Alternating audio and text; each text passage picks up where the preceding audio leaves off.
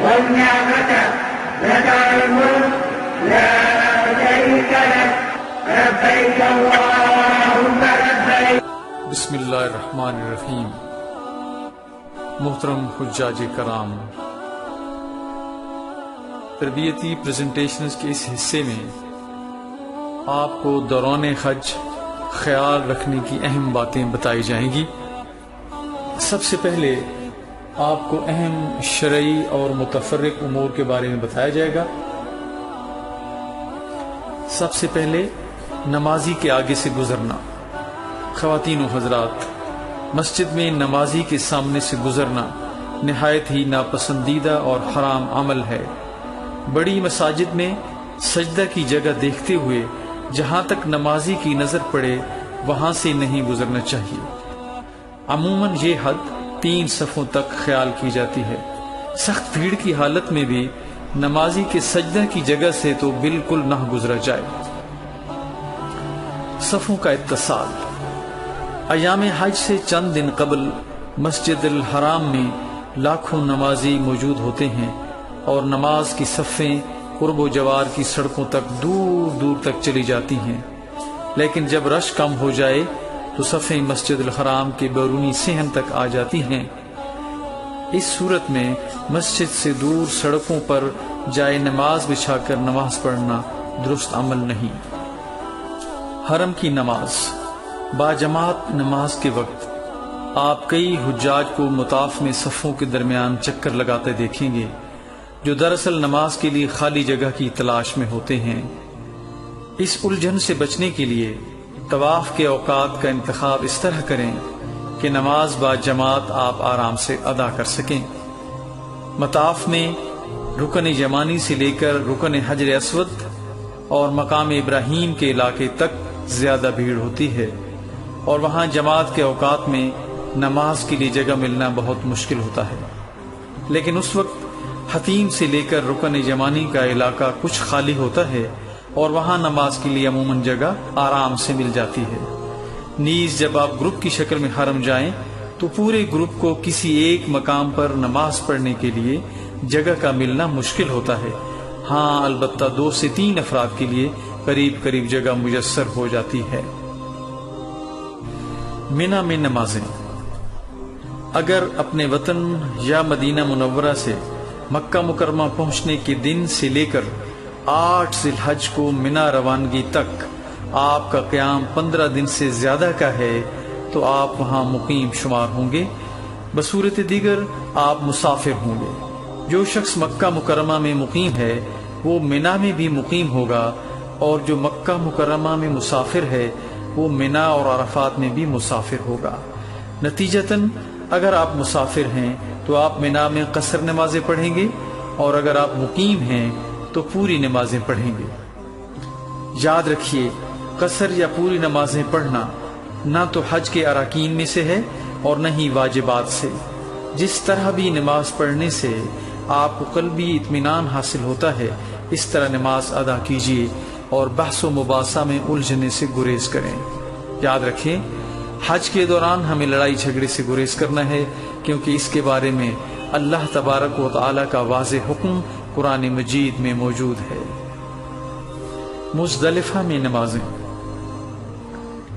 مزدلفہ میں مغرب اور عشاء کی نمازیں عشاء کے وقت جمع کر کے ایک اذان اور ایک ہی اقامت کے ساتھ پڑھی جاتی ہیں. اس کی ترتیب یوں ہے کہ پہلے مغرب کے فرض، پھر عشاء کے فرض، اس کے بعد مغرب کی سنتیں اور آخر میں عشاء کی سنتیں اور وتر ادا کیے جاتے ہیں. صفائی کا خیال. نبی کریم صلی اللہ علیہ وآلہ وسلم کا ارشاد مبارک ہے کہ صفائی نصف ایمان ہے. لہذا دوران حج ہر مرحلے پر صفائی کا خیال رکھیں.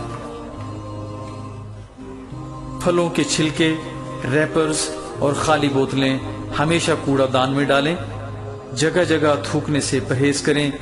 روزانہ 1-2 بار غسل ضرور کریں اور ہمیشہ صاف ستھرا لباس استعمال کریں. دوران حج پیش آنے والے خواتین کے چند استثنائی مسائل عرض کیے جاتے ہیں. اگر دوران حج خواتین کے خاص ایام آ جائیں تو وہ احرام باندھیں گی، عمرہ یا حج کی نیت کریں گی، لیکن احرام کے نوافل ادا نہیں کریں گی، تلبیہ پڑھیں گی، نمازیں نہیں پڑھیں گی، عمرہ کا طواف اور طواف زیارہ پاک ہونے تک مؤخر کریں گی، اور طواف وداع حیض و نفاس والی خواتین کو معاف ہے۔ خواتین ان ایام میں سعی کر سکتی ہیں، منا، عرفات، مزدلفہ جا سکتی ہیں، لیکن وہاں بھی نمازیں نہیں پڑھیں گی۔ اسی طرح ان ایام میں خواتین رمی کر سکتی ہیں۔ اب کچھ اہم انتظامی امور کا تذکرہ کیا جاتا ہے۔ ٹرانسپورٹ سے متعلقہ مسائل۔ خواتین و حضرات، حج کے موسم میں مکہ مکرمہ اور مدینہ منورہ کی شاہراہوں پر ٹریفک کا ہجوم کافی حد تک بڑھ جاتا ہے، اور بسیں ایک سے دوسری جگہ پہنچنے میں کافی زیادہ وقت لیتی ہیں۔ لہٰذا جب بھی آپ کو ایک جگہ سے دوسری جگہ جانے کے لیے بسوں کے مہیا کرنے کا کوئی وقت دیا جائے گا، عموماً اس میں تاخیر ہو جائے گی۔ لہٰذا ایسی صورتحال میں صبر کا مظاہرہ کریں۔ ایام حج میں ہزاروں گاڑیاں ایک ہی مقام سے مشترک منزل کی طرف روانہ ہوتی ہیں، جس کی وجہ سے سڑکوں پر بے پناہ بھیڑ ہو جاتی ہے اور غیر متوقع تاخیر کا سامنا کرنا پڑ سکتا ہے۔ زیادہ تر بسیں صرف حج کے موسم میں چلتی ہیں اور باقی سارا سال کھڑی رہتی ہیں، لہذا انجن یا اے سی کی خرابی کے واقعات بھی پیش آ سکتے ہیں۔ حج کے موسم میں سعودی حکومت وقتی طور پر کئی پڑوسی ممالک سے ڈرائیورز کی بھرتی کرتی ہے۔ ان ڈرائیورز کا تعلق مصر، شام اور دوسرے افریقی ممالک سے ہوتا ہے، اور عام طور پر یہ مکہ مکرمہ کی سڑکوں سے ناواقف ہوتے ہیں، لہذا منزل پر تاخیر سے پہنچتے ہیں۔ مکہ مکرمہ سے مدینہ منورہ اور واپسی پر ہر بس کے مسافروں کی لسٹ ہوٹل کے استقبالیہ میں آویزاں کر دی جاتی ہے۔ حجاج کرام کو چاہیے کہ دیے گئے وقت پر اپنی بس میں سوار ہو جائیں۔ اگرچہ مختلف مراحل پر سفر کرنے کے لیے بسیں دیے گئے وقت پر نہیں پہنچ پاتی، لیکن حجاج کرام کو وقت کی پابندی کا مظاہرہ کرنا چاہیے، بصورت دیگر مشکلات کا سامنا کرنا پڑ سکتا ہے۔ مدینہ منورہ سے مکہ مکرمہ کے سفر کے دوران بسیں راستے میں ایک سٹاپ کرتی ہیں، اور وہاں ایک ہی وقت میں کئی ایک جیسی بسیں کھڑی ہوتی ہیں، لہٰذا بس سے اترنے سے پہلے اپنی بس کا نمبر، رنگ اور کمپنی وغیرہ اچھی طرح ذہن نشین کر لیں، ورنہ نماز اور کھانے کے وقفے کے بعد بس میں سوار ہونے کے لیے اپنی بس کو ڈھونڈنے میں مشکل پیش آ سکتی ہے۔ چیک پوائنٹس پر تاخیر۔ سعودی حکومت نے ویزا کی فراہمی سے لے کر حج کی تکمیل تک کے تمام معاملات کمپیوٹرائزڈ کر دیے ہیں، اور نہ صرف سعودی عرب میں داخلے کے وقت بلکہ مکہ مکرمہ اور مدینہ منورہ کے سفر کے دوران مختلف مقامات پر چیک پوسٹیں بنائی گئی ہیں، جہاں حجاج سے متعلق ضروری انفارمیشن کا اندراج اور تصدیق کی جاتی ہے۔ اس ساری کارروائی میں بعض اوقات چیک پوائنٹس پر تاخیر کا سامنا کرنا پڑ سکتا ہے۔ واپسی پر زیادہ سامان کے مسائل۔ وطن واپسی کے وقت اگر خریداری ضرورت سے زیادہ کر لی جائے تو سامان کا وزن ایئر لائن کی مقرر کردہ حد سے بڑھ جاتا ہے، اور اس کی بکنگ کے وقت اضافی رقم ادا کرنا پڑ سکتی ہے۔ ہوٹل کے کمرے خالی ہونے میں تاخیر۔ عموماً ایک ہی دن مدینہ منورہ میں ایک گروپ ہوٹل خالی کرتا ہے اور دوسرا گروپ ان کمروں میں داخل ہو رہا ہوتا ہے۔ ہوٹل انتظامیہ کی کوشش ہوتی ہے کہ کسی گروپ کے داخلے سے پہلے ہوٹل کے کمرے خالی کروا دیے جائیں، لیکن بعض اوقات مختلف وجوہات کی بنا پر اس میں تاخیر واقع ہو سکتی ہے۔ حجاج کرام کو چاہیے کہ اس صورتحال میں انتظامیہ سے تعاون کریں۔ نقدی اور قیمتی اشیاء کی حفاظت۔ نقدی اور قیمتی اشیاء کی حفاظت حجاج کرام کی اپنی ذمہ داری ہوتی ہے۔ نقدی اور قیمتی اشیاء کے گم ہونے اور جیب کٹنے کے واقعات ہوتے رہتے ہیں، لہذا اپنے پاس موجودہ پوری کی پوری رقم ہر وقت جیب یا بیلٹ میں نہ اٹھائے رکھیں، بلکہ صرف ضرورت کی رقم اپنے پاس رکھیں اور فالتو رقم کسی محفوظ جگہ پر کمرے میں رکھیں۔ اپنے سوٹ کیس کے تالوں کی چابیوں کے 2 سیٹ مختلف مقامات پر محفوظ رکھیں تاکہ ایک سیٹ گم ہو جانے کی صورت میں دوسرا چابیوں کا سیٹ کام آ سکے۔ کھانے پینے سے متعلق مسائل۔ زیادہ ٹھنڈے مشروبات پینے سے گریز کریں، حتیٰ کہ زمزم بھی حرم میں رکھے گئے ایسے کولر سے استعمال کریں جن پر غیر مبرد لکھا ہوتا ہے۔ زیادہ تر پھل، دہی اور سبزیوں کا استعمال کریں۔ پینے کے لیے ہوٹل کے استقبالیے میں زمزم موجود ہوتا ہے۔ اگر زمزم نہ مل سکے تو کچن یا واش روم سے نلکے والا پانی پینے کے لیے ہرگز استعمال نہ کریں، بلکہ پانی کی بوتلیں خرید کر استعمال کریں۔ اگر آپ پانی گرم کرنے کے لیے کیتلی اور ٹی بیگ اپنے ساتھ رکھیں تو ہوٹل کی نسبت سستی چائے اپنے کمرے میں ہی بنا سکیں گے۔ عموماً 2 آدمیوں کا کھانا 3 افراد کے لیے کافی ہوتا ہے، اور بچے ہوئے کھانے کو بے ادبی سے بچائیں۔ اب اہم انتظامی امور میں خریداری کا ذکر کرتے ہیں۔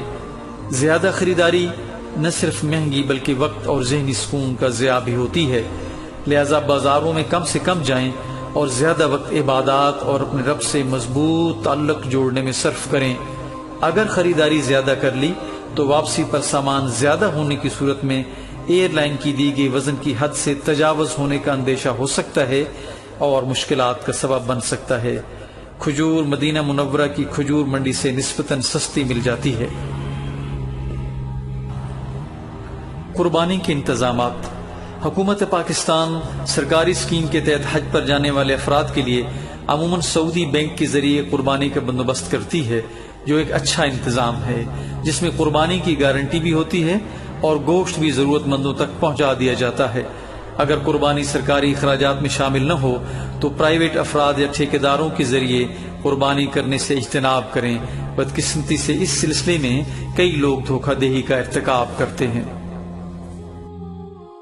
منا اور عرفات کے نقشہ جات۔ حکومت پاکستان حجاج کرام کی رہنمائی کے لیے ہر سال منا اور عرفات کے نقشے چھاپنے کا اہتمام کرتی ہے۔ یہ نقشے انتظامی وجوہات کے باعث ایام حج سے صرف چند ہی دن پہلے حجاج کرام کی بلڈنگز میں مہیا کیے جاتے ہیں۔ اس کے علاوہ یہ نقشے منا میں قائم شدہ پاکستان حج مشن کے دفتر میں بھی دستیاب ہوتے ہیں۔ منا کے نقشے پاکستانی مکاتب کے باہر بھی آویزاں کیے جاتے ہیں اور ان سے اپنے مکتب کی جگہ معلوم کرنے کے لیے بآسانی رہنمائی حاصل کی جا سکتی ہے۔ ذاتی اخراجات کا بجٹ۔ ہر فرد کا ذاتی اخراجات کا بجٹ مختلف ہوتا ہے، لیکن ایک اندازے کے مطابق 2000 سے 2500 ریال ایک فرد کے لیے اور 2500 سے 3000 ریال 2 افراد کے لیے کافی ہوتے ہیں۔ حج ٹرین۔ گزشتہ چند سالوں سے منا، مزدلفہ اور عرفات کے درمیان حجاج کرام کے سفر کو آسان بنانے کے لیے ٹرین کا استعمال کیا جاتا ہے۔ اس مقصد کے لیے ان مقامات کے درمیان ایک پل پر دوہری پٹڑی بچھائی گئی ہے۔ حج ٹرین کی وجہ سے مقامات مقدسہ میں تقریباً 4000 بسوں کی کمی واقع ہوئی ہے، جس کی وجہ سے نہ صرف سڑکوں پر ٹریفک میں کمی ہوئی ہے بلکہ ان کے دھوئیں میں کمی کی وجہ سے فضائی آلودگی اور حجاج کرام میں پیدا ہونے والے امراض کو بھی کم کرنے میں مدد ملی ہے۔ منا، مزدلفہ اور عرفات میں 3 ریلوے اسٹیشن بنائے گئے ہیں۔ ان اسٹیشن کو عرفات کے مشرقی کنارے کی طرف سے نمبر الاٹ کیے گئے ہیں۔ ہر اسٹیشن کے دونوں اطراف سے پلیٹ فارم بنائے گئے ہیں۔ مسافروں کی حفاظت کے لیے ہر پلیٹ فارم اور ریل کی پٹڑی کے درمیان شیشے کی آڑ لگائی گئی ہے، جس میں کئی دروازے بنائے گئے ہیں۔ ٹرین جب رکتی ہے تو اس کے دروازے شیشے کی آڑ کے دروازوں کے بالکل سامنے ہوتے ہیں اور مسافروں کو ٹرین میں سوار ہوتے وقت کسی دشواری کا سامنا نہیں کرنا پڑتا۔ ٹرین کی رفتار 80 کلومیٹر فی گھنٹہ ہوتی ہے اور یہ منا سے عرفات کا سفر صرف 13 منٹ جبکہ عرفات سے مزدلفہ کا سفر صرف 7 منٹ میں طے کرتی ہے۔ مشاعر مقدسہ کے درمیان سفر کے دوران ٹرین اگرچہ چند منٹ لیتی ہے لیکن اس پر سوار ہونے کے لیے کافی انتظار کرنا پڑتا ہے۔ ٹرین پر سوار ہونے والے مسافروں کی ان کے مکاتب کے حساب سے گروپ بندی کی جاتی ہے اور ان گروپوں کو مناسب وقفے کے بعد باری باری مکتب سے ریلوے اسٹیشن تک لایا جاتا ہے۔ دروازے کھلنے اور بند ہونے کے نشان۔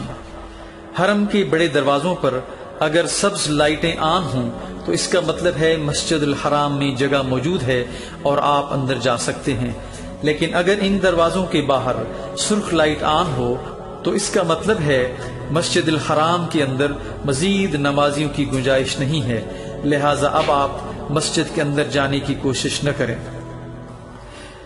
مسجد الحرام میں کئی مقامات پر موجود گھڑیاں تصویر میں دکھائی گئی گھڑی کی شکل کی ہوتی ہیں اور ان پر اس دن کی نمازوں کے اوقات کی نشاندہی سرخ رنگ کی تحریر میں کی گئی ہوتی ہے۔ اگر آپ کے پاس کوئی فالتو سامان یا بیگ وغیرہ ہے تو مسجد الحرام میں داخل ہونے سے پہلے اسے محفوظ جگہ پر رکھیں، ورنہ صفائی کا عملہ اسے اٹھا لے گا۔ سامان محفوظ رکھنے کی جگہ باب عبدالعزیز کے باہر سیڑھیوں کے ساتھ بنائی گئی ہے۔ بصورت دیگر قیمتی سامان آپ اس مقصد کے لیے حرم کے باہر بنائے گئے لاکرز میں جمع کرا سکتے ہیں، اس کی معمولی فیس لی جاتی ہے۔ خواتین کے وضو خانے حرم کے باہر صحن میں بنائے گئے ہیں، ان میں مرد حضرات جانے سے گریز کریں۔ متحرک زینے یعنی حرکت کرتی ہوئی سیڑھیاں مسجد حرام میں کئی جگہ پر پہلی اور دوسری منزل پر جانے کے لیے متحرک زینے یعنی بجلی سے چلنے والی آٹومیٹک سیڑھیاں لگائی گئی ہیں۔ اس طرح بعض وضو خانوں میں جانے کے لیے بھی ایسی ہی سیڑھیاں استعمال کی جاتی ہیں۔ بزرگ خواتین و حضرات ان سیڑھیوں کا استعمال کرتے وقت اپنے پاؤں نہایت ہی آرام سے دو سیڑھیوں کی جوڑ والی جگہ کو بچاتے ہوئے رکھیں تاکہ اپنا توازن برقرار رکھ سکیں۔ بالائی منزل پر جانے کے لیے نیچے سے اوپر حرکت کرتی ہوئی سیڑھیوں پر جائیں۔ اگر اس مقصد کے لیے الٹی سمت سے نیچے آنے والی سیڑھیوں پر جانے کی کوشش کریں گے تو حادثے کا سبب بن سکتا ہے۔ متحرک سیڑھیوں پر سوار ہوتے وقت اپنے سے آگے والے حجاج کرام کے ساتھ بالکل مل کر کھڑے نہ ہوں، ورنہ اترتے وقت دھکم پیل کا اندیشہ ہو سکتا ہے۔ کثیر المنزلہ وضو خانے مسجد حرام کے باہر وضو خانے 2 سے 3 منزلہ بنائے جاتے ہیں اور ان کے درمیان متحرک سیڑھیاں ہوتی ہیں۔ عموماً دیکھا گیا ہے کہ حجاج کرام پہلی منزل پر رش قائم کر لیتے ہیں، جبکہ اسی وقت نیچے والی منزل پر کئی وضو خانے خالی پڑے ہوتے ہیں، لہٰذا اگر پہلی منزل پر رش ہو تو آپ نیچے تشریف لے جائیں تاکہ آپ وہاں پہ آرام سے وضو کر سکیں۔ بیت الخلاء میں لگائے گئے مسلم شاور استعمال کرنے کے بعد ان کی مخصوص جگہ پر لٹکائیں اور فرش پر نہ پھینکیں۔ وضو خانوں میں وضو کے لیے بیٹھنے کی جگہ کے اوپر پاؤں نہ رکھیں، بلکہ اس جگہ پر بیٹھ کر سنت طریقے سے وضو کریں۔ مسجد الحرام کے قریب سڑک کے کنارے اور مسجد کے بڑے دروازوں سے داخل ہوتے ہی چپل محفوظ کرنے کے لیے پلاسٹک بیگ سٹینڈ پر موجود ہوتے ہیں۔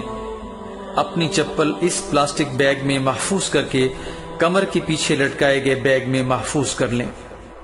اگر جوتیاں اپنے ساتھ نہ اٹھانی ہوں تو اس مقصد کے لیے بنائی گئی مخصوص جگہ پر رکھیں، بصورت دیگر صفائی کا عملہ انہیں ہٹا لے گا اور واپسی پر آپ کو پریشانی کا سامنا کرنا پڑ سکتا ہے۔ چپلوں کے بارے میں ایک ضروری مسئلہ یاد رکھیے کہ مسجد حرام کے باہر لوگ چپل اتار دیتے ہیں، پھر واپسی پر جو بھی چپل دستیاب ہو پہن کر چل پڑتے ہیں۔ شرعی طور پر یہ عمل درست نہیں۔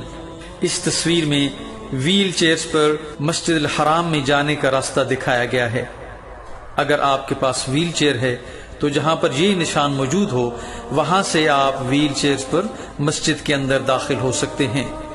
مرد حضرات اس بات کا خاص خیال رکھیں کہ ان کی احرام کی نیچے والی چادر ناف سے ہر وقت اوپر رہے، ورنہ ان کا سطر قائم نہیں رہے گا، جو کہ عبادات کے لیے شرط ہے۔ یاد رہے، ٹرین کے ذریعے رمی جمرات کے لیے آنے والے حضرات جمرات عمارت کی سب سے اوپر والی منزل پر کنکریاں مارتے ہیں اور کنکریاں مارنے کے بعد اوپر والی منزل کے آخر میں بائیں جانب سے ایک پل پر سے گزرتے ہوئے وہ واپس ریلوے اسٹیشن پر جاتے ہیں۔ اگر غلطی سے آپ سیڑھیوں سے ہوتے ہوئے اوپر والی منزل سے نیچے اتر جائیں تو واپس ریلوے اسٹیشن پر جانے کے لیے جمرات عمارت کے قریب پہاڑی کے دامن میں موجود باربر کی دکان کے قریب سے اوپر جانے والی سیڑھیاں استعمال کرتے ہوئے آپ دوبارہ ریلوے اسٹیشن پر جا سکتے ہیں۔ تصویر میں ان سیڑھیوں کو دکھایا گیا ہے۔ منا میں موبائل کارڈ کی سہولت۔ تقریباً تمام ہی سعودی موبائل کمپنیاں منا میں اپنے دفاتر قائم کرتی ہیں جہاں سے آپ کارڈ وغیرہ لے سکتے ہیں۔ خواتین و حضرات، منا میں یکساں خیموں اور یکساں لباس کی وجہ سے حجاج کرام کو اپنے ٹھکانے کی شناخت سخت مشکل ہوتی ہے اور بالعموم لوگ گم جاتے ہیں، لہذا مکاتب کے محل وقوع کو اچھی طرح سمجھ لینا نہایت ضروری ہوتا ہے۔ یہاں ان اوقات اور مقامات کا خلاصہ بیان کیا جاتا ہے جہاں راستہ کھو جانے کا اندیشہ ہوتا ہے، تاکہ اللہ تبارک و تعالیٰ کے معزز مہمان ان مقامات پر زیادہ احتیاط برتیں اور اپنی منزل مقصود پر جانے والے راستوں کا صحیح انتخاب کر سکیں۔ سب سے پہلی وجہ بلڈنگ کے محل وقوع سے ناواقفیت۔ جس بلڈنگ میں آپ کو ٹھہرایا گیا ہے اس کا محل وقوع اچھی طرح ذہن نشین کر لیں، یعنی یہ بلڈنگ کون سی سڑک اور کون سے محلے میں واقع ہے۔ بلڈنگ کے استقبالیہ سے اس کے پتے اور فون والا کارڈ ضرور لے کے اپنے پاس محفوظ کر لیں۔ بوقت ضرورت آپ کسی بھی معاون، رضاکار یا ٹیکسی ڈرائیور وغیرہ کو یہ کارڈ دکھا کر اپنی بلڈنگ میں آسانی سے پہنچ سکتے ہیں۔ مسجد حرام کے داخلی اور خارجی دروازوں کی لاعلمی۔ ایام حج سے پہلے جب حجاج کرام حرم شریف نمازوں کی ادائیگی کے لیے جاتے ہیں تو کچھ حضرات واپسی پر کسی غلط سڑک کی طرف نکل جاتے ہیں، لہذا جب بھی حرم جائیں تو داخل ہونے سے پہلے اچھی طرح ذہن نشین کر لیں آپ کس دروازے سے مسجد حرام میں داخل ہوئے ہیں اور اس دروازے کے باہر اہم نشانات اور عمارتیں کون سی ہیں۔ جب بھی حرم سے باہر نکلنا ہو تو اسی دروازے سے باہر نکلیں جہاں سے آپ اندر تشریف لے گئے تھے۔ طواف زیارہ سے واپسی پر منا جاتے ہوئے غلط سڑک کا انتخاب۔ 10 سے 12 ذی الحجہ کے درمیان جب حجاج کرام طواف زیارہ سے منا واپس آتے ہیں تو اپنے خیمے اور مکتب کا راستہ تلاش کرنے میں دشواری محسوس کرتے ہیں، اس لیے ضروری ہے کہ اپنے مکتب کا محل وقوع، نزدیکی بڑی سڑک اور نزدیکی کبری وغیرہ بھی طواف زیارہ کے لیے جانے سے پہلے اچھی طرح ذہن نشین کر لیں تاکہ واپسی پر کسی دشواری کا سامنا نہ ہو۔ یاد رہے، عربی زبان میں پل کو کبری کہا جاتا ہے۔ ایک بات یاد رکھیے، راستہ کھو جانے کی صورت میں پرسکون رہیں، پریشان نہ ہوں اور یقین رکھیں کہ جس رب کریم نے ہزاروں سال پہلے اس غیر آباد وادی میں اپنی بندی حضرت ہاجرہ اور ان کے ننھے فرزند حضرت اسماعیل کو ضائع نہیں فرمایا تھا تو آپ کی بھی وہی ہستی حفاظت فرمائے گی اور آپ کو جلد منزل مقصود تک پہنچا دے گی۔ رمی جمرات کے بعد غلط سڑک کا انتخاب۔ 10 ذی الحجہ سے 12 یا 13 ذی الحجہ تک منا میں قیام کے دوران جب حجاج کرام کنکریاں مارنے جمرات پر جاتے ہیں، ان کے واپسی پر اپنے مکتب کا راستہ کھو جانے کا بہت زیادہ امکان ہوتا ہے، کیونکہ رمی کو جانے اور آنے والے راستے مختلف ہوتے ہیں۔ اس سلسلے میں اپنے مکتب کی سڑک اور پول نمبر کو اچھی طرح ذہن نشین رکھیے اور اپنے پاس محفوظ رکھیے۔ 8 ذی الحجہ کو اکیلے مکہ مکرمہ سے منا کا سفر کرنا۔ 8 ذی الحجہ کو منا جاتے وقت اگر آپ کو اپنے مکتب یا خیمے کی جگہ معلوم نہیں اور آپ اکیلے منا جانے کی کوشش کریں گے تو دشواری کا سامنا ہو سکتا ہے، لہٰذا اگر ممکن ہو تو اپنے گروپ کے تجربہ کار افراد کے ساتھ حج سے 1-2 دن پہلے اپنے مکتب کی جگہ دیکھ لیں۔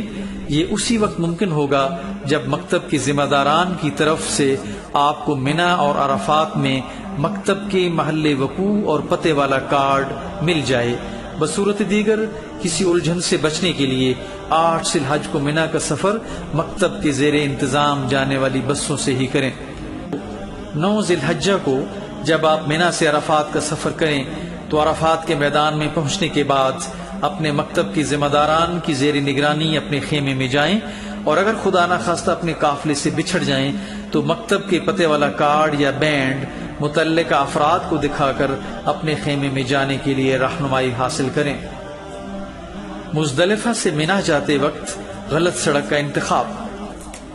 10 ذی الحجہ کو فجر کی نماز کے بعد تقریباً تمام تر حجاج مزدلفہ سے منا کا سفر پیدل طے کرتے ہیں، اور جب وہ فیصل کبری جو اس راستے میں آنے والا پہلا پل ہے اس کے نیچے سے گزرتے ہیں تو مزدلفہ کے میدان سے منا کی وادی میں داخل ہوتے ہوئے انجانے میں غلط سڑک کا انتخاب کر بیٹھتے ہیں اور اپنے مکتب کا راستہ کھو دیتے ہیں۔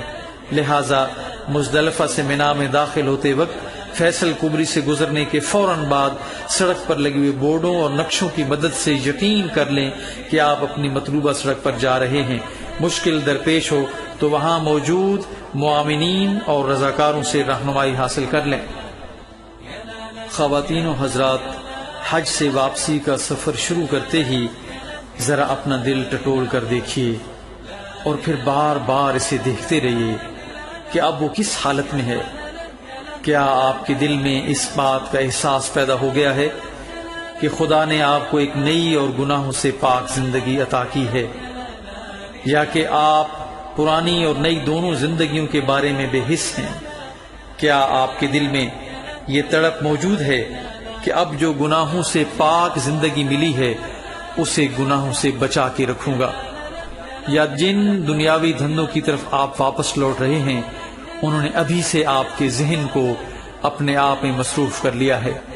کیا آپ کا دل مسرور اور شکر گزار ہے کہ زندگی کا ایک بہت بڑا فرض ادا ہو گیا، یا کہ اس سفر کے دوران آپ کے خیال کے مطابق جن لوگوں نے آپ سے بے مروتی برتی تھی ان کے خلاف دل شکووں اور شکایتوں سے بھرا ہوا ہے؟ کیا آپ کے دل میں وہ نرمی موجود ہے جو حج کے دوران پیدا ہوئی تھی، یا کہ اب اس نے سختی سے بدلنا شروع کر دیا ہے؟ لہذا حج کے بعد اپنی روزمرہ کی زندگی میں وقتاً فوقتاً اپنا محاسبہ کرتے رہنا نہایت ضروری ہے۔ ذرا غور تو کریں کہ حج نے ہماری زندگی میں کہاں تک تبدیلی پیدا کی ہے۔ کیا اب ہم شرائط نماز کو ملحوظ رکھتے ہوئے نماز پنجگانہ کے پابند ہیں؟ کیا اب ہم رمضان کے روزے پابندی سے رکھتے ہیں؟ کیا اب ہم اپنے مالوں کی زکوٰۃ کے بارے میں وہمی ہونے تک فکر مند رہتے ہیں؟ کیا اب ہمارے دل کو جو خانہ ویراں ہوا کرتا تھا خدا اور اس کے رسول صلی اللہ علیہ وسلم کی محبت نے آباد کر رکھا ہے؟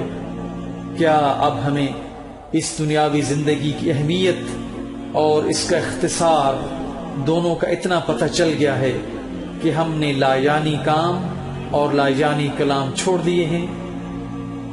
ہم نے ذاتی برادریوں، قبیلوں، علاقوں اور زبانوں کے تعصبات سے آزاد ہو کر خالص اسلام کی بنیاد پر لوگوں سے محبت کرنا شروع کر دی ہے؟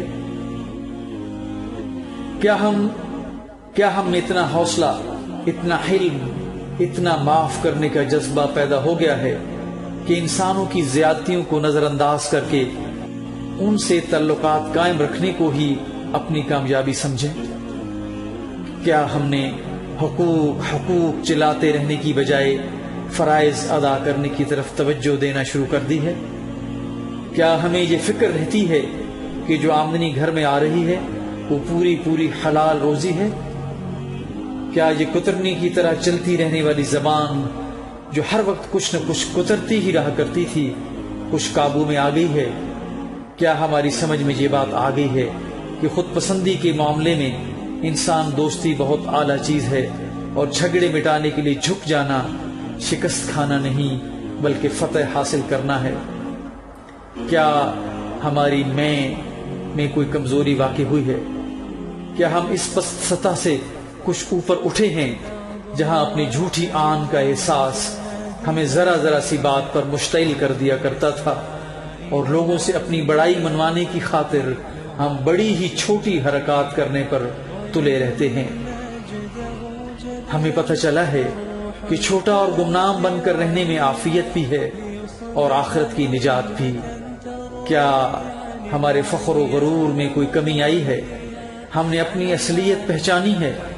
ہم میں وہ انکساری اور عاجزی پیدا ہوئی ہے جو خدا اور اس کے رسول صلی اللہ علیہ وسلم کو پسند ہے؟ کیا ہمارے دلوں میں اپنے متعلقین کی زیادتیوں کے شکوے کم ہوئے ہیں کیا ہمیں ان کی زیادتیوں کے ساتھ اپنی زیادتیاں بھی نظر آنا شروع ہوئی ہیں؟ کیا ہمارے دل سے عہدہ اور عزت و شہرت اور دولت کی لالچ کم ہوئی ہے؟ خواتین و حضرات، اگر یہ سب کچھ ہو گیا ہے تو آپ نہایت ہی خوش قسمت ہیں۔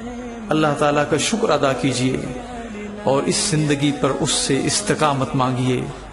لیکن خدا نہ خواستہ اگر یہ باتیں اپنی شخصیت میں نظر نہیں آ رہی تو فوراً رب سے استغفار کیجئے کہ اس رب کریم نے آپ کو اپنے گناہوں کی معافی کا اتنا بڑا موقع بخشا، لیکن خدا نہ خواستہ کہیں ہم اسے ضائع تو نہیں کر بیٹھے۔ اللہ تعالیٰ آپ کا حج قبول فرمائے اور آپ کو اس کی بہترین شخصیت بننے میں معاون اور مددگار بنائے، آمین۔